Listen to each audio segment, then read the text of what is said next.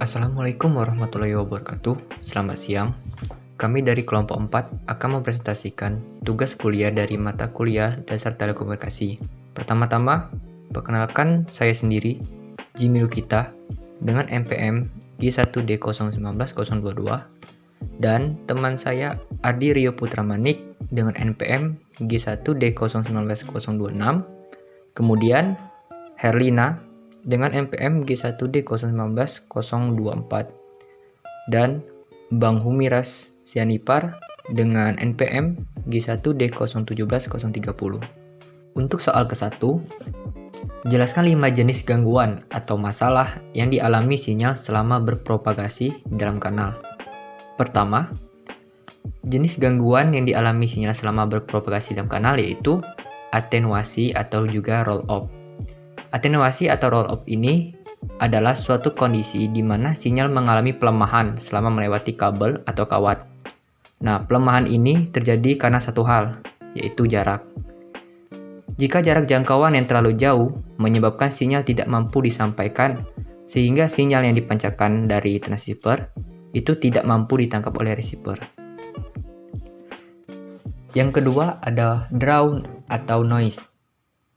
Draw atau noise ini memiliki beberapa jenis, yaitu draw panas atau thermal noise, draw intermodulasi atau intermodulasi noise, draw impulse atau impulse noise. Draw panas atau thermal noise merupakan salah satu jenis noise yang tergolong dalam internal noise. Maksudnya, gangguan elektris yang dihasilkan alat atau sirkuit dalam sistem komunikasi data, sedangkan proses terjadinya draw panas itu sendiri merupakan perpindahan elektron yang cepat dan acak dalam konduktor yang diakibatkan oleh digitasi termal. Nah, gangguan ini termasuk pada gangguan tidak dapat diprediksi. Kemudian ada draw intermodulasi. Draw intermodulasi ini terjadi apabila dua sinyal yang memiliki frekuensi yang berbeda secara bersamaan menggunakan medium transmisi yang sama, sehingga akan dihasilkan sinyal-sinyal yang merupakan penjumlahan atau perkalian dari dua sinyal itu sendiri. Kemudian yang terakhir itu ada draw impulse. Draw impulse ini merupakan gangguan yang berupa pulsa-pulsa tak beraturan, terputusnya bunyi dengan durasi yang pendek, dan amplitudo yang relatif tinggi. Ada beberapa cara untuk mengulangi adanya draw impulse, yaitu menjauhkan media transmisi dari medan listrik, kemudian menaikkan SNR, atau menggunakan kabel yang terisolasi. Nah, gangguan ini juga tidak dapat diprediksi. Yang ketiga ada distorsi. Distorsi adalah sebuah perubahan suara yang terjadi ketika amplitudo sinyal melebihi range yang tersedia. Contoh distorsi itu sendiri, suara berisik yang dikeluarkan oleh speaker yang rusak. Untuk distorsi ini biasanya ingin dihindari, namun untuk beberapa tujuan, distorsi justru diinginkan. Contohnya di dalam bidang musik. Yang keempat ada fading. Fading merupakan salah satu gangguan transmisi dalam komunikasi yang dapat dirasakan oleh penerima akibat adanya fluktuasi level daya sinyal. Secara umum, fading terjadi karena penyimpangan atenuasi di mana sinyal mengalami karir termodulasi. Karir termodulasi itu sendiri yaitu sinyal pembawa yang telah berubah karakteristiknya. Ada beberapa jenis fading, di antaranya multipart fading. Multipart fading itu sendiri merupakan fading yang terjadi karena terdapat objek di antara saluran pengirim dan penerima. Kemudian ada showing. Showing adalah terhalangnya sinyal menuju ke penerima karena gedung tinggi, tembok, dan lain sebagainya. Dan yang terakhir ada gema atau echo. Gema merupakan gangguan berupa pemantulan sinyal yang disebabkan oleh impedansi dalam suatu rangkaian listrik. Penekanan pada gema tidak dapat digunakan dalam transmisi data melalui saluran voice grade. Untuk soal kedua, jelaskan dua hal yang menentukan kualitas pentransmisian. Nah, hal-hal yang mempengaruhi kualitas pentransmisian itu pertama adalah jarak, kedua kualitas media. Untuk jarak, semakin jauh jaraknya, sinyal otomatis akan menjadi lemah. Nah, pelemahan sinyal ini akan mengakibatkan sulitnya mengartikan sinyal, sehingga membuat sinyal itu sendiri menjadi buruk. Kemudian, kualitas media. Untuk wireless, Kualitas medianya ini bergantung pada kondisi cuaca, misalnya hujan atau kabut. Sedangkan untuk kabel, pada kualitas tembaga atau pembungkus fiber optik, apabila ada cacat, tentu saja sinyal akan berubah, bahkan terputus. Soal ketiga, jelaskan tentang jenis-jenis medium transmisi.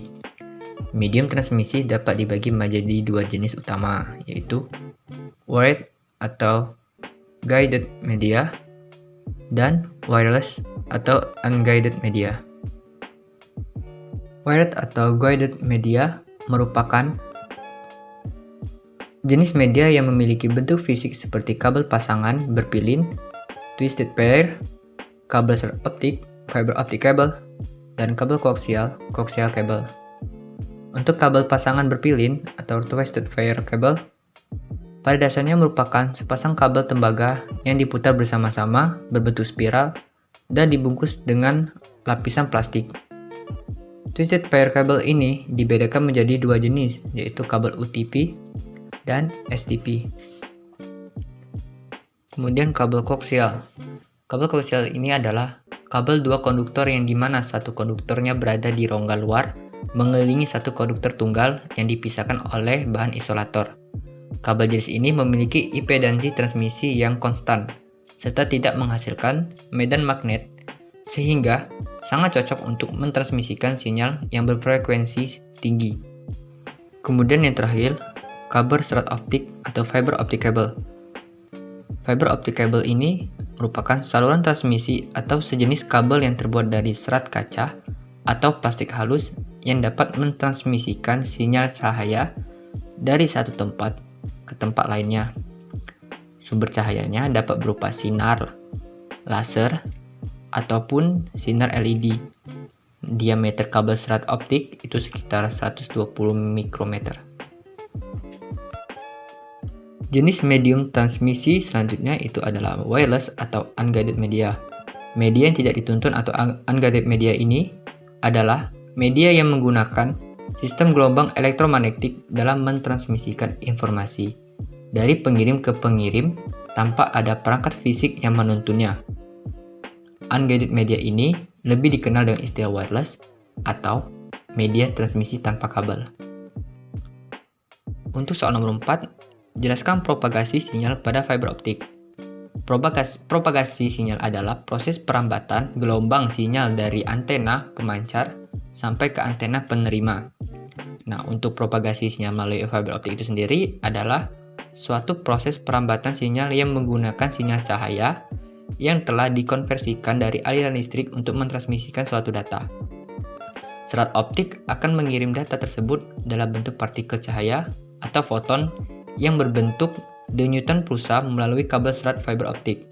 Ketika sinyal cahaya dikirim melalui kabel serat optik, sinyal cahaya akan memenuhi pada cordon cladding dalam serangkaian bouncing zigzag, seperti pada gambar.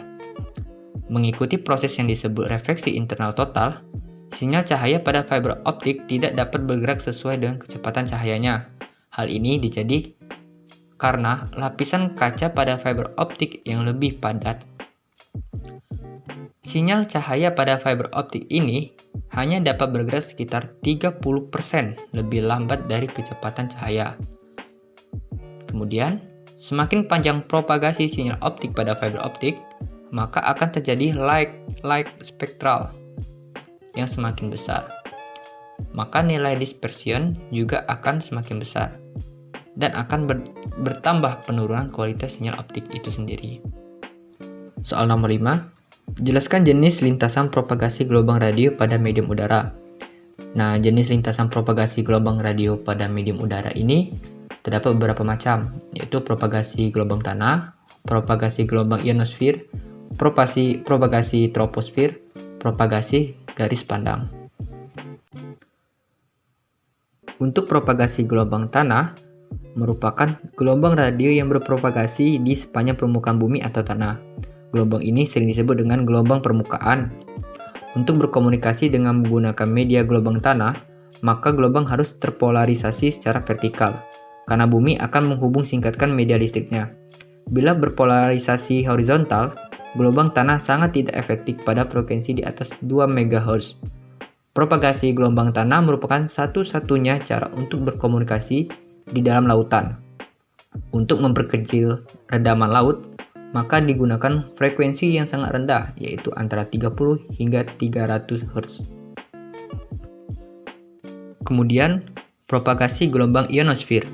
Gelombang yang berpropagasi melalui lapisan ionosfer ini disebut sebagai gelombang ionosfer, atau juga disebut dengan gelombang langit. Aksi pembiasan pada lapisan ionosfer dan permukaan bumi disebut dengan skipping. Lapisan atmosfer bumi kan terdiri dari 3, yaitu lapisan troposfer, stratosfer, dan ionosfer. Nah, propagasi gelombang ionosfer ini terjadi pada lapisan ionosfernya. Selanjutnya yaitu propagasi troposfer. Propagasi troposfer bisa dianggap sebagai kasus dari propagasi gelombang langit. Gelombang ini tidak ditujukan ke ionosfer, tetapi ditujukan ke troposfer. Batas troposfer hanya sekitar 6,5 mil atau 11 km dari permukaan bumi. Frekuensi yang bisa digunakan adalah sekitar 35 MHz sampai dengan 10 GHz dengan jarak jangkauan mencapai 400 km. Dan yang terakhir ada propagasi garis pandang. Propagasi garis pandang ini disebut dengan propagasi dengan gelombang langsung atau direct wave. Karena gelombang yang berpencar dari antena pemancar langsung berpropagasi menuju antena penerima dan tidak merambat di atas permukaan tanah. Oleh karena itu, permukaan bumi atau tanah tidak meresamnya. Selain itu, gelombang jenis ini disebut dengan gelombang ruang atau space wave karena dapat menembus lapisan ionosfer dan berpropagasi di ruang angkasa. Untuk soal nomor 6, menjelaskan karakteristik propagasi gelombang radio. Ada beberapa karakteristik propagasi gelombang radio, yaitu pertama, perambatan dari gelombang ini tidak memerlukan media penghantar seperti udara, sehingga gelombang ini dapat merambat di ruang hampa. Karena kelebihannya, gelombang radio biasa digunakan pada satelit dan teknologi ruang angkasa. Kedua, dapat mengalami polarisasi karena gelombang ini termasuk gelombang elektromagnetik yang merupakan gelombang transversal. Ketiga, memiliki kecepatan cahaya. 4, tidak memerlukan penyelarasan antena dalam penggunaannya. 5, arah rambatannya tidak dipengaruhi oleh medan listrik dan magnet. 6, dapat mengalami pemantulan, pembiasan, interferensi, dan difraksi. Sekian dari kelompok kami. Wassalamualaikum warahmatullahi wabarakatuh. Selamat siang.